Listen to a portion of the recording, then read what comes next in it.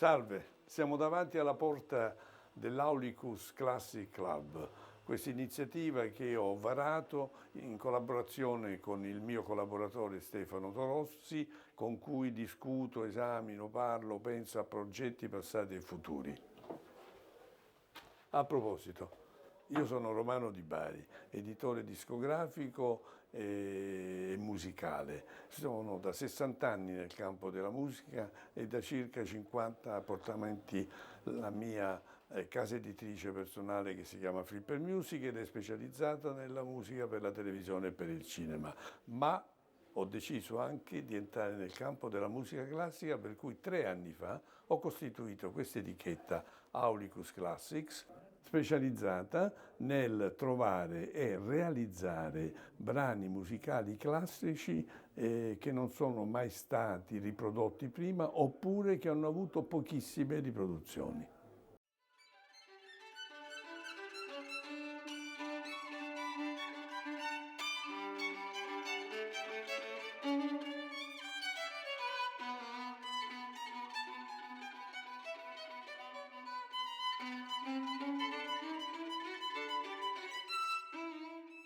Tu mi hai chiesto di parlarti di Paganini. Cominciamo con il look e ti leggo una descrizione dell'epoca. All'aspetto di uno stregone magrissimo in concerto indossa un frac vecchia maniera con le spalle spioventi e i pantaloni a fisarmonica sulle scarpe. Un'altra sua caratteristica è l'avarizia. Già da giovane lo era, ma a un certo punto diventa sordida. Si racconta addirittura che si facesse accompagnare a comprare degli indumenti usati per risparmiare. Una cosa vergognosa, anche perché era ricco. E poi un'altra caratteristica sua è che è ipocondriaco. Si sente male, sta male, ha un sacco di malattie, in un'epoca in cui i medici non funzionavano naturalmente. Si racconta che fosse affetto dalla sindrome di Marfan, cioè una malattia che rende flessibilissimi i tendini e le giunture delle mani e delle dita. Ecco perché riusciva a suonare in questa maniera così straordinaria. Comunque si ammala e alla fine muore. E sul letto di morte però rifiuta il prete. Ecco perché il vescovo rifiuta a lui la sepoltura in terra benedetta. Fino però a una ventina di anni dopo, quando arriva il perdono della Chiesa e finalmente lui può finire in un cimitero. È il figlio che si occupa di Sì. fare lo spostamento della salma del padre Sì, da sì. dove era stato in terreno consacrato, diciamo. Certo. Un'altra caratteristica di Paganini è la sua fama di seduttore. Lui comincia a viaggiare presto per il suo lavoro naturalmente e incontra fanciulle o signore che seduce e dalle quali è sedotto a sua volta. Fra queste c'è la sorella di Napoleone che sta a Lucca dove lui si trattiene qualche tempo, la fa innamorare, si innamora di lei e poi la cosa a un certo punto finisce.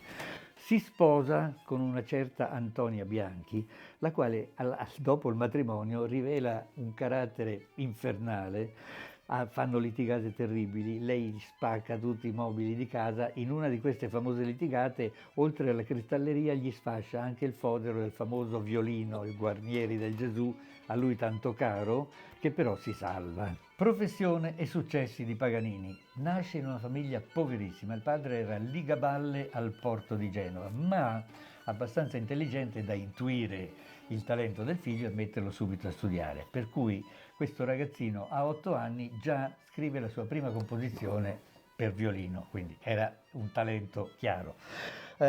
A un certo punto all'inizio della sua carriera, incontra un amatore francese appassionato di musica che gli propone una scommessa. Se tu riesci a suonare questo concerto difficilissimo, io ti regalo un violino particolare. Questo violino era, naturalmente Paganini ci riesce, vince il violino, che era il famoso cannone, diventa il famoso Guarnieri del Gesù, che poi lui lascia in eredità a Genova e che è ancora lì suonato appunto dai virtuosi che lo chiedono. Va avanti la sua carriera, a 19 anni compone 24 capricci, che sono nel nostro disco, e a questo punto lui diventa famoso anche per i suoi capricci strumentali, non nel senso musicale, ma nel senso dell'abilità di suonare. Scrive dei pezzi per una corda sola, suona con la musica a capovolta sulle giro. Insomma, tutti i virtuosi dell'epoca dicono: questo ha fatto un patto col diavolo, imbroglia, però lo vanno a sentire perché sono ammirati dalla sua grandissima... Fra l'altro lui scrive delle composizioni per chitarra e violino e le suona lui stesso le due parti solistiche, tenendo il violino imbracciato e la chitarra appesa a una corda e saltando da uno strumento all'altro per fare le parti solistiche. Molto virtuosismo anche questo. Praticamente quindi diventa un fenomeno. A proposito di questo, appunto, che è quello che gli porta il successo, abbiamo qui due rendiconti dei suoi incassi. Nell'anno 1828 lui incassa in tutto 68.000 fiorini. Nel 29, che è ovviamente il suo anno migliore, i fiorini diventano 100.000, una cifra enorme, difficile rapportarla al valore del denaro di adesso, ma sicuramente enorme, che ne fa, non dico la rock star, ma insomma la star solistica della musica dell'epoca. Io ti ho detto tutto sul compositore, certo, i fatterelli, adesso dimmi tu qualcosa sull'esecutore. Certo, a proposito di Luca Fanfoni, che è un personaggio, uno strumentista di grande rilievo.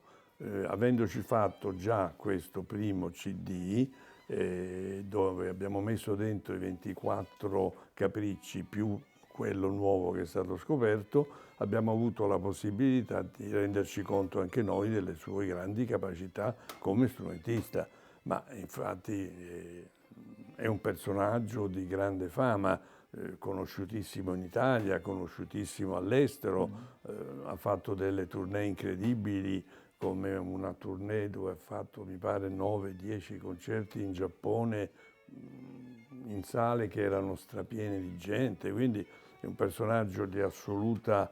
E poi è veramente ha una grande tecnica, è molto bravo ed è anche un appassionato interprete e scopritore di Paganini, è uno studioso di Paganini.